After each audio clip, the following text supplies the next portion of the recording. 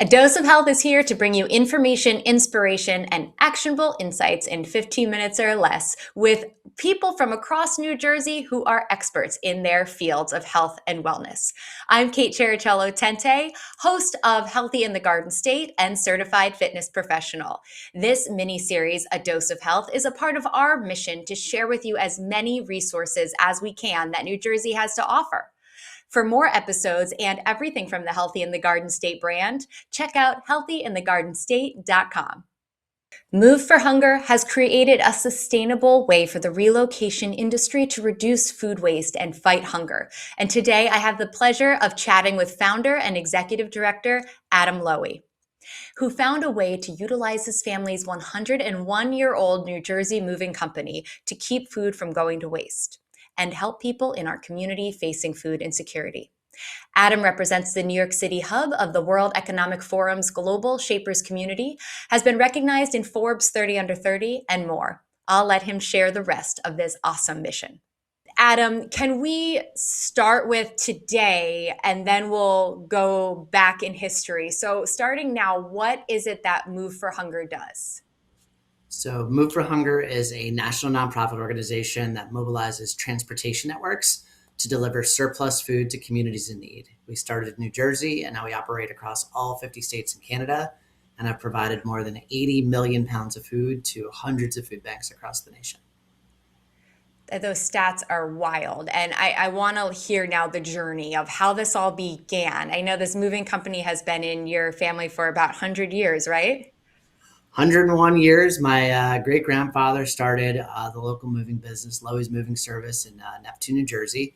Growing up, I worked on a moving truck, which is what you do when dad owns a moving company. For anyone that hasn't worked on a moving truck, I don't recommend it. But it's one of those things that over time you see people, they throw away all sorts of stuff, food and clothing and furniture. And what always bothered us was the perfectly good, non-perishable food that gets left behind, gets left in the pantries. People throw it away. If you've moved, it's just kind of a stressful time in people's lives. And Move for Hunger just started as this idea of let's ask folks if they want to donate their food when they move.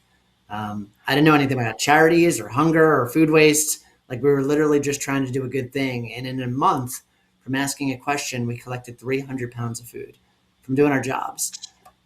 It's crazy. Wow, that's huge. What was that like logistically, like figuring out, okay, you now suddenly have pieces of food. Where did you go next? Yeah. So, we went into the customer's home. We were there anyway, so there wasn't really any extra work. We offered to take this, off their hands if they wanted to donate their unopened non-perishables. And then we brought it to Fulfill, who was our local food bank, a month later. And I took a tour and I'd never been in the food bank before. I grew up not needing food and, shame on me for not volunteering. But my eyes kind of like became wide open in that moment. Here I was very proud of my 300 pounds of food that I'd collected in a month. But then they told me that there were 140,000 people in my county that didn't have enough to eat.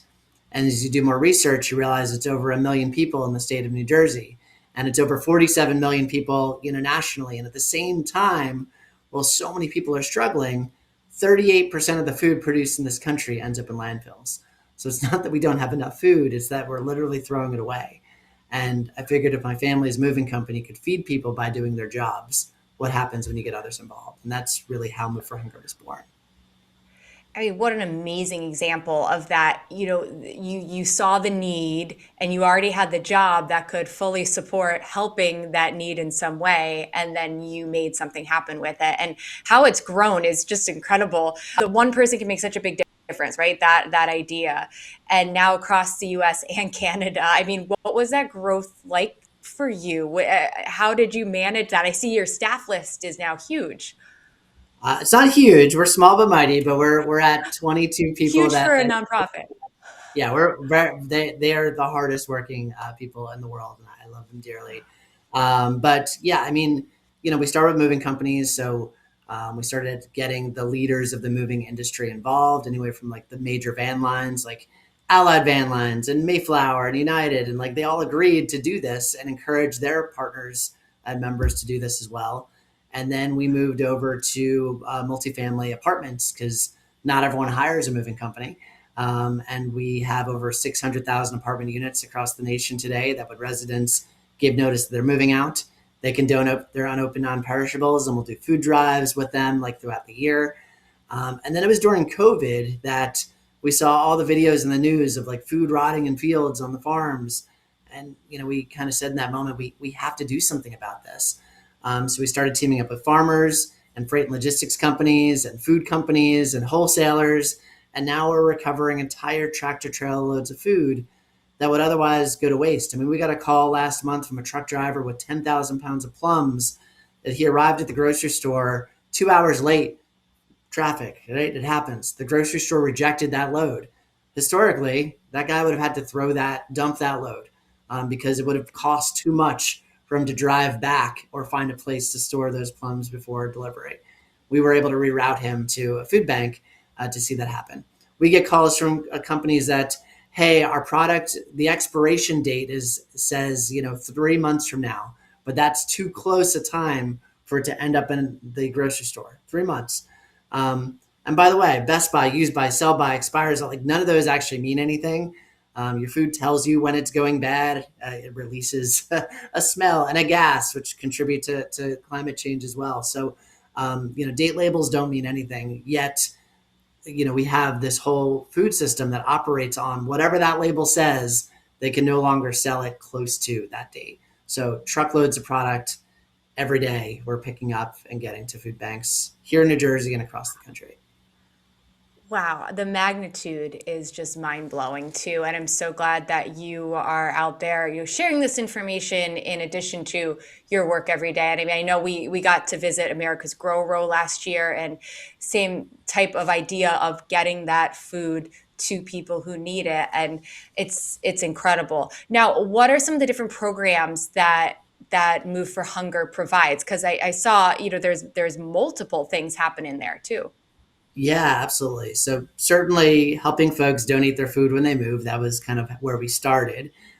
Where we've gone to though is, we do a lot of bulk food recovery. So working with large companies to become their easy button if they've got short dated product or if they've got a rejected load. Like we are here to help them, get that food picked up and get it delivered to a food bank or pantry as close as humanly possible. We do a lot of events, team buildings, fundraising, all sorts of ways that like people and companies can kind of get involved and kind of set their conference to purpose or set their team meeting to purpose. I'm flying to, well, let me back up for a second. A few years ago, we toppled 13,000 cereal boxes like dominoes and broke the Guinness World Record with the Detroit Pistons. Last year, we rappelled 50 people down a building in Nashville ahead of the Country Music Awards to raise awareness about hunger and food waste. So awareness is a big part of what we're trying to do. You can't fix problems unless you know they exist. And the more that we can get people involved, give them simple opportunities to engage, whether it be through their companies or in the community, or just helping from the logistics of getting surplus food donated, that's really how we're able to shine. Wow. And what advice would you have for someone who is listening and feels the desire to help their community, but maybe feels overwhelmed with where to start? There's so many ways to take action. I mean, if you want to support Move for Hunger, visit moveforhunger.org. You can donate. You can connect us to your company. We can get you and your team members involved in the cause. Maybe you're an individual that wants to host a food drive. We can help you there as well. If you just want to get involved in other ways, go support your local food banks and pantries as well. They need help right now with SNAP funds being cut, with the cost of food on the rise, the cost of fuel on the rise. It is harder than ever. Hunger is at its highest rates ever right now. And it's in the news sometimes, but it's not in the news all the time. And it's very easy to kind of forget that people are struggling. Last year, Move for Hunger delivered 17 million pounds of food to 600 food banks in a single year. This year already, we've done over 13 million pounds of food, and it's only June. When you think about efficiency in terms of where your donations are going, we move food to food banks so they can spend their time getting food out the door rather than figuring out how to get food in the door. There's something about hearing the numbers too that just really makes the, I guess, magnitude sink in at another level. Wow, Adam, I can't thank you enough for sharing this, for what you do every day, and also just because I always think of it from that idea too of maybe someone listening wants to find that other way to give back. And what an inspiration from both your story and what you're doing with Move for Hunger. So thank you so much, and thanks for your time sharing this today. Thank you so much for having me. And excellent Bruce Springsteen shirt, obviously. Obviously, gotta represent Jersey wherever I am. Thanks for tuning in. Be sure to click that subscribe button. And if you know someone who would appreciate this episode, please do share it with them. If you'd like to connect, partner, or have suggestions for future topics that we should cover, reach out anytime at healthyinthegardenstate.com. Until next time, I'm Kate Chericello Tente, and this is A Dose of Health from Healthy in the Garden State.